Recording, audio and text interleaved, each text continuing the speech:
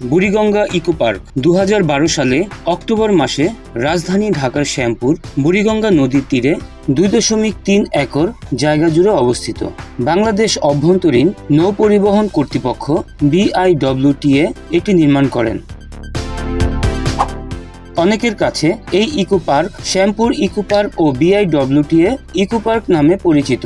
রাজধানী ঢাকার কাছাকাছি পরিবার পরিজন বন্ধু বান্ধব নিয়ে প্রাকৃতিক পরিবেশে সময় কাটানোর একটি আদর্শ জায়গা।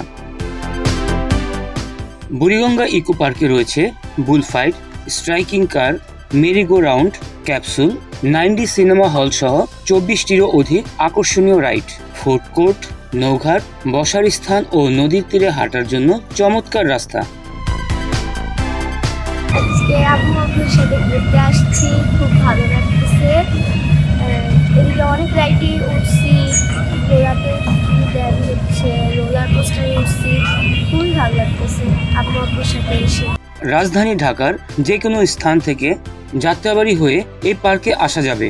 বাস, CNG, প্রাইভেট কারে চড়ে এই পার্কে আসা যাবে। গ্যান্ডারিয়া থানা থেকে এই পার্কের দূরত্ব মাত্র 700 মিটার। এটা শ্যামপুর ইকো পার্ক বলে, এটা আগে অন্যরকম ছিল, এখন আবার আরেকটু জমজমাট হয়েছে। এখন খুব ভালো লাগছে, বাচ্চা কাচ্চা নিয়ে আসছি, ঘুরলাম, খুবই ভালো লাগলো। অনেক কিছু তো অনেক রাইডার উঠছে বাচ্চারা, খুব ভালো লাগছে। ঘুরতেছি, পাশে হচ্ছে বুড়িগঙ্গা নদী, ওটাও দেখা হলো, পার্কেও ঘোরা হলো, খুবই ভালো লাগলো। সপ্তাহের 7 দিন সকাল 9টা থেকে সন্ধ্যা 7টা পর্যন্ত পার্কটি দর্শনার্থীদের জন্য খোলা থাকে। পার্কে প্রবেশ টিকিট মূল্য 50 টাকা। এছাড়া বিভিন্ন রাইড উপভোগ করতে চাইলে রাইড ভেদে 30, 50 ও 100 টাকার টিকিট সংগ্রহ করতে হবে। তবে ভোরবেলা মর্নিং ওয়াক বা খেলাধুলার জন্য আগমনকারীদের কোনো প্রবেশ ফি প্রদান করতে হয় না।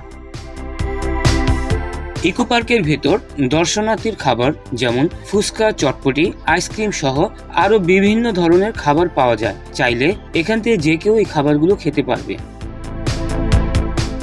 যেহেতু রাজধানী ঢাকার কাছাকাছি এই পার্কটি, তাই অধিকাংশ দর্শনার্থীরা ঢাকায় ফিরে গিয়ে খাবার খায়। এছাড়াও ঢাকায় বিভিন্ন মানের আধুনিক রেস্টুরেন্ট রয়েছে।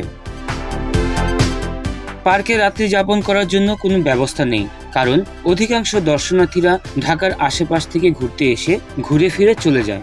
যারা একান্তই রাত্রি যাপন করতে চাচ্ছেন তারা ঢাকা থেকে শহরের বিভিন্ন জায়গায় অবস্থিত হোটেলে থাকতে পারবেন।